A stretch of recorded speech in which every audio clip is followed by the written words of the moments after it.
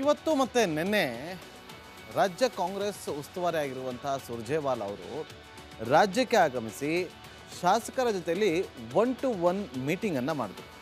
ಒಂದಷ್ಟು ವಿಚಾರಗಳು ಇಲ್ಲಿ ಚರ್ಚೆಗೆ ಕಾರಣವಾಗ್ತಾ ಇದೆ. ಯಾವ ಕಾರಣಕ್ಕೋಸ್ಕರ 1-to-1 ಮೀಟಿಂಗ್ ಮಾಡಿರ್ಬೋದು, ಮುಂದೇನಾದರೂ ಬದಲಾವಣೆಗಳಾದಾಗ ಯಾರ ಪರವಾಗಿ ಎಷ್ಟು ಜನ ಶಾಸಕರಿದ್ದಾರೆ ಅನ್ನೋದ್ರ ಬಗ್ಗೆ ತಿಳ್ಕೊಳ್ಳೋದಕ್ಕೆ ಹೈಕಮಾಂಡ್ ಪ್ರಯತ್ನ ಪಡ್ತಾ ಅನ್ನೋದು ಈಗ ಒಂದು ರೀತಿಯಲ್ಲಿ ಪ್ರಶ್ನೆಯಾಗಿ ಉಳಿದುಕೊಂಡಿದೆ. ಆದರೆ ಈ 1-to-1 ಮೀಟಿಂಗ್ನಲ್ಲಿ ಮೊದಲಿಗೆ ಶಾಸಕರು ದುಃಖ ದುಮ್ಮಾನಗಳನ್ನು ಹೇಳಿಕೊಂಡ್ರು. ಅದಾದ ಮೇಲೆ ಕೆಲ ಶಾಸಕರಿಗೆ ಆಸೆ ಇದೆ, ನಾವು ಹಿರಿಯರಿದ್ದೀವಿ, ನಮ್ಗೆ ಅನುಭವ ಇದೆ, ನಮಗೂ ಕೂಡ ಮಂತ್ರಿಗಿರಿ ಕೊಡಿ ಅಂತ ಕೇಳ್ಕೊಂಡು, ಇದರ ಜೊತೆಯಲ್ಲಿ ಇನ್ನೂ ಕೆಲವು ಶಾಸಕರು DK ಶಿವಕುಮಾರ್ ಅವರನ್ನು CM ಮಾಡಿ ಅಂತ ಕೂಡ ಪಟ್ಟು ಹಿಡಿದಿದ್ದು. ಓವರಾಲ್ ಏನಾಯಿತು ಈ ರಿಪೋರ್ಟ್ ನೋಡಿ.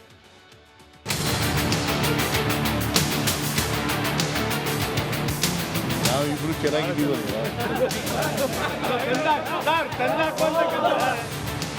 ನೋಡಿ, ಮಾಧ್ಯಮದ ಕ್ಯಾಮ್ರಾ ಮುಂದೆ DK ಶಿವಕುಮಾರ್ ಕೈ ಎತ್ತುವ ಮೂಲಕ ಸಿಎಂ ಸಿದ್ದರಾಮಯ್ಯ ದೊಡ್ಡ ಸಂದೇಶ ರವಾನಿಸಿದ್ದಾರೆ. ವಿಪಕ್ಷಗಳಿಗೆ ಮುಟ್ಟಿ ನೋಡಿಕೊಳ್ಳುವಂತೆ ತಿರುಗೇಟು ಕೊಟ್ಟಿದ್ದಾರೆ. ಕಾಂಗ್ರೆಸ್ನಲ್ಲಿ ಕುರ್ಚಿ ಕಾಳಗ ನಡೀತಾ ಇದೆ. ಸಿದ್ದು DKಶಿ ಮಧ್ಯೆ ಜಗಳ ಶುರುವಾಗಿದೆ. ಇವರಿಬ್ಬರಿಂದ ಸರ್ಕಾರ ಪತನ ಆಗಲಿದೆ ಎನ್ನುವ ಬಿಜೆಪಿ JDS ನಾಯಕರಿಗೆ ಬಿಗ್ ಮೆಸೇಜ್ ರವಾನಿಸಿದ್ದಾರೆ.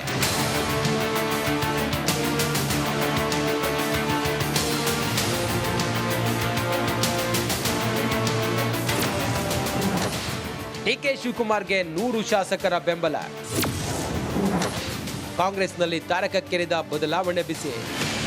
ಅವ್ರಿಗೂ ಒಂದು ಅವಕಾಶ ಮಾಡಿಕೊಡ್ಬೇಕು ಕಾಂಗ್ರೆಸ್ ಪಕ್ಷ ಅಂತೇಳಿ ಕೇಳಿದ್ವಿ. ಇನ್ನೆರಡೂವರೆ ವರ್ಷ ಅವರು CM ಆಗ್ಬೇಕನ್ನೋದೇ ನಮ್ಮ ಅಭಿಲಾಷೆ, ನಮ್ಮ ಆಸೆ. DK ಶಿವಕುಮಾರ್ ಪರವಾಗಿರುವ 100 ಶಾಸಕರು CM ಬದಲಾವಣೆ ಬಯಸಿದ್ದಾರೆ. ಮುಂದಿನ 2.5 ವರ್ಷ DKಶಿ CM ಆಗಬೇಕು ಎಂದು ಇಕ್ಬಾಲ್ ಹುಸೇನ್ ಬಾಂಬ್ ಸಿಡಿಸಿದ್ದಾರೆ. ಇದು ಕ್ರಾಂತಿ ಅಲ್ಲ, ಒಂದು ಬದಲಾವಣೆ ಅಷ್ಟೇ. ನಮ್ಮ ಪಕ್ಷದಲ್ಲಿ ನಾವೇನೇ ಒಬ್ರಿಗೊಬ್ರು ಅನ್ಯನ್ಯವಾಗಿ ನಾವು ಅವಕಾಶ ಮಾಡಿಕೊಡುವಂಥದ್ದು, ಇದರಲ್ಲೇನು ಕ್ರಾಂತಿ ಮತ್ತೊಂದು ಏನೂ ಇಲ್ಲ ಅಂತ ನಾನಂತೂ ಅಂದ್ಕೊಂಡಿಲ್ಲ. ಆ ಬದಲಾವಣೆನೇ DK ಅವ್ರು CM ಆಗೋದು ಸರ್? ನಾನು ಅದನ್ನು ಹೇಳ್ತಿದ್ರೆ ನಾನು ಸುತ್ತಿ ಬಳಸಿ ಮಾತಾಡೋಣ ಅಲ್ಲ. DK ಶಿವಕುಮಾರ್ ಅವರು ಒಂದು ಸಲ ಈ ಸಂದರ್ಭದಲ್ಲಿ ಇನ್ನೆರಡೂವರೆ ವರ್ಷ ಅವರು CM ಆಗ್ಬೇಕನ್ನೋದೇ ನಮ್ಮ ಅಭಿಲಾಷೆ, ನಮ್ಮ ಆಸೆ. ಇಕ್ಬಾಲ್ ಹುಸೇನ್ಗೆ ನೋಟಿಸ್ ನೀಡುತ್ತೇನೆ. ಇಕ್ಬಾಲ್ ಹುಸೇನ್ಗೆ ನೋಟಿಸ್ ಇಶ್ಯೂ ಮಾಡ್ತೀನಿ ನಾನು. ಅವನು ಯಾರು ನನ್ನ CM, ನನಗೆ ಯಾರು CM ಆಗ್ತೀನಿ ಅಂತ ನಂಗೆ ಹೇಳೋದು ಅವಶ್ಯಕತೆ ಇಲ್ಲ. ಇವತ್ತು ನಾಳೆನೇ ಅವ್ನಿಗೆ ನೋಟಿಸ್ ಇಶ್ಯೂ ಮಾಡ್ತೀನಿ. ಇಕ್ಬಾಲ್ ಬಾಲಕೃಷ್ಣನು ಹೇಳೋದು ಬೇಡ, ನನಗೆ ಯಾರು ಅದೆಲ್ಲ ಬೇರೆ ವಿಚಾರ. ಪ್ರೆಸ್ ಮುಂದೆ ಯಾರು ಹೋಗ್ಬಾರ್ದು. ನಾನು ಹೇಳ್ತಾ ಇದ್ದೀನಿ, ನೋ ಪ್ರೆಸ್. ಇಕ್ಬಾಲ್ ಹುಸೇನ್ಗೂ ಹೇಳೋದಷ್ಟೇ, BR ಪಾಟೀಲ್ಗೆ ಹೇಳೋದಷ್ಟೇ, ಬಾಲಕೃಷ್ಣ ಹೇಳೋದಷ್ಟೇ, ಯಾರು ನನಗೆ ಬೇಡ, ಅವಶ್ಯಕತೆ ಇಲ್ಲ. ನೋಟಿಸ್ ಕೊಟ್ಟರು DKಶಿ CM ಆಗಬೇಕು ಅಂತೀನಿ. ನಾಯಕತ್ವ ಬದಲಾವಣೆ ಬಗ್ಗೆ ಕೂಡ ಹೇಳ್ತೀರಾ ಸರ್? ಅದನ್ನು ಮಾತಾಡ್ತೀನಿ. ನಾನು ಏನು ಮಾತಾಡ್ತೀನಿ ಈಗಾಗಲೇ ಅದ್ರ ಪ್ರಕಾರ ಅಲ್ಲಿಗೂ ಮಾತಾಡ್ತೀನಿ ಮತ್ತು ನೀವು ಮಾತಾಡ್ತೀನಿ. ನೀವು ಬೆಳಗ್ಗೆ ನೀವು ಮಾತನಾಡಿದ ವಿಚಾರಕ್ಕೆ ಮಾತಾಡಿದ್ದೀನಲ್ಲ, ನೋಟಿಸ್ ಕೊಡ್ತಾರೆ.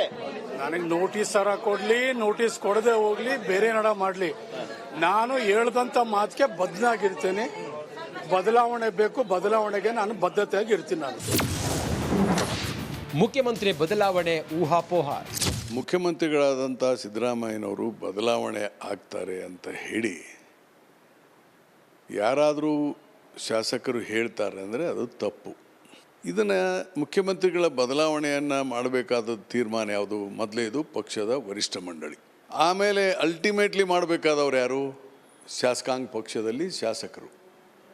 ಇದು ಏನಾರು ಕೇಳಲಾರ್ದೆ ಸುಮ್ಮನೆ ಮುಖ್ಯಮಂತ್ರಿಗಳ ಬದಲಾವಣೆ ಆಗ್ತಾರೆ ಅಂತ ಹೇಳೋದು ಯಾರೇ ಹಿಡಿದಿರ್ತಪ್ಪ ಅವರು. ರಾಜ್ಯ ರಾಜಕಾರಣದಲ್ಲಿ CM ಬದಲಾವಣೆ ಕೂಗೆದ್ದಿದೆ. ಆದರೆ DK ಶಿವಕುಮಾರ್ ಮಾತ್ರ ಯಾವುದೇ ಬದಲಾವಣೆ ಇಲ್ಲ ಅಂತ ಕಡ್ಡಿ ಮುರಿದ. ಇವತ್ತು ಮತ್ತು ನಿನ್ನೆ ರಾಜ್ಯ ಕಾಂಗ್ರೆಸ್ ಉಸ್ತುವಾರಿ ಆಗಿರುವಂಥ ಸುರ್ಜೇವಾಲಾ ಅವರು ರಾಜ್ಯಕ್ಕೆ ಆಗಮಿಸಿ ಶಾಸಕರ ಜೊತೆಯಲ್ಲಿ 1-to-1 ಮೀಟಿಂಗನ್ನು ಮಾಡಿದ್ರು. ಒಂದಷ್ಟು ವಿಚಾರಗಳು ಇಲ್ಲಿ ಚರ್ಚೆಗೆ ಕಾರಣವಾಗ್ತಾ ಇದೆ. ಯಾವ ಕಾರಣಕ್ಕೋಸ್ಕರ 1-to-1 ಮೀಟಿಂಗ್ ಮಾಡಿರ್ಬೋದು, ಮುಂದೇನಾದರೂ ಬದಲಾವಣೆಗಳಾದಾಗ ಯಾರ ಪರವಾಗಿ ಎಷ್ಟು ಜನ ಶಾಸಕರಿದ್ದಾರೆ ಅನ್ನೋದ್ರ ಬಗ್ಗೆ ತಿಳ್ಕೊಳ್ಳೋದಕ್ಕೆ ಹೈಕಮಾಂಡ್ ಪ್ರಯತ್ನ ಪಡ್ತಾ ಅನ್ನೋದು ಈಗ ಒಂದು ರೀತಿಯಲ್ಲಿ ಪ್ರಶ್ನೆಯಾಗಿ ಉಳಿದುಕೊಂಡಿದೆ. ಆದರೆ ಈ 1-to-1 ಮೀಟಿಂಗ್ನಲ್ಲಿ ಮೊದಲಿಗೆ ಶಾಸಕರು ದುಃಖ ದುಮ್ಮಾನಗಳನ್ನು ಹೇಳಿಕೊಂಡ್ರು. ಅದಾದ ಮೇಲೆ ಕೆಲ ಶಾಸಕರಿಗೆ ಆಸೆ ಇದೆ, ನಾವು ಹಿರಿಯರಿದ್ದೀವಿ, ನಮ್ಗೆ ಅನುಭವ ಇದೆ, ನಮಗೂ ಕೂಡ ಮಂತ್ರಿಗಿರಿ ಕೊಡಿ ಅಂತ ಕೇಳ್ಕೊಂಡು, ಇದರ ಜೊತೆಯಲ್ಲಿ ಇನ್ನೂ ಕೆಲವು ಶಾಸಕರು ಡಿ ಕೆ ಶಿವಕುಮಾರ್ ಅವರನ್ನು ಸಿ ಎಂ ಮಾಡಿ ಅಂತ ಕೂಡ ಪಟ್ಟು ಹಿಡಿದಿದ್ದು. ಓವರಾಲ್ ಏನಾಯಿತು ಈ ರಿಪೋರ್ಟ್ ನೋಡಿ.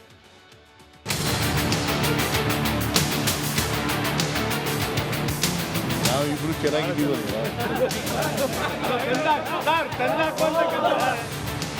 ನೋಡಿ, ಮಾಧ್ಯಮದ ಕ್ಯಾಮ್ರಾ ಮುಂದೆ ಡಿಕೆ ಶಿವಕುಮಾರ್ ಕೈ ಎತ್ತುವ ಮೂಲಕ ಸಿಎಂ ಸಿದ್ದರಾಮಯ್ಯ ದೊಡ್ಡ ಸಂದೇಶ ರವಾನಿಸಿದ್ದಾರೆ.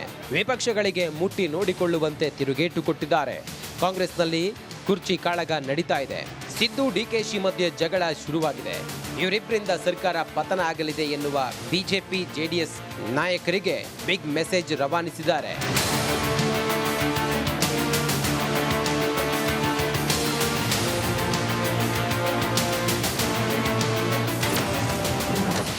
ಡಿಕೆ ಶಿವಕುಮಾರ್ಗೆ 100 ಶಾಸಕರ ಬೆಂಬಲ.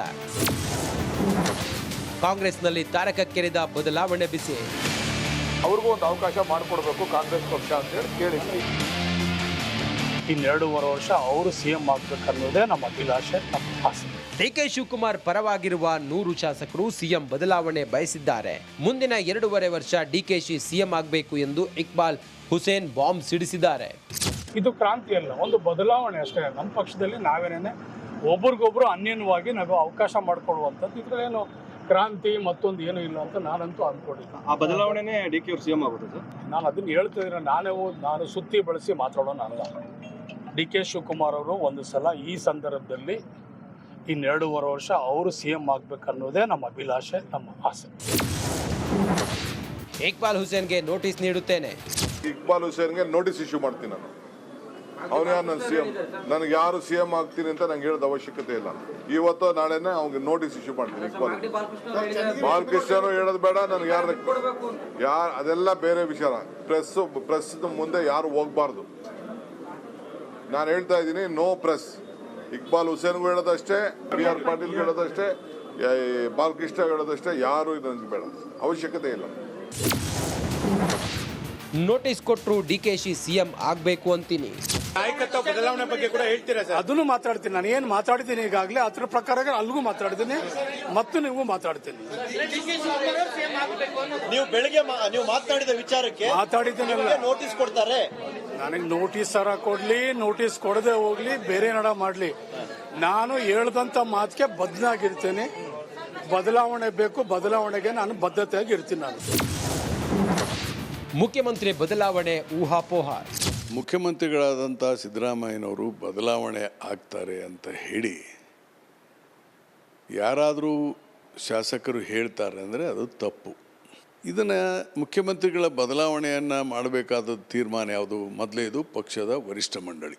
ಆಮೇಲೆ ಅಲ್ಟಿಮೇಟ್ಲಿ ಮಾಡಬೇಕಾದವ್ರು ಯಾರು? ಶಾಸಕಾಂಗ ಪಕ್ಷದಲ್ಲಿ ಶಾಸಕರು. ಇದು ಏನಾರು ಕೇಳಲಾರ್ದೆ ಸುಮ್ಮನೆ ಮುಖ್ಯಮಂತ್ರಿಗಳ ಬದಲಾವಣೆ ಆಗ್ತಾರೆ ಅಂತ ಹೇಳೋದು ಯಾರೇ ಹಿಡಿದಿರ್ತಪ್ಪ ಅವರು. ರಾಜ್ಯ ರಾಜಕಾರಣದಲ್ಲಿ ಸಿಎಂ ಬದಲಾವಣೆ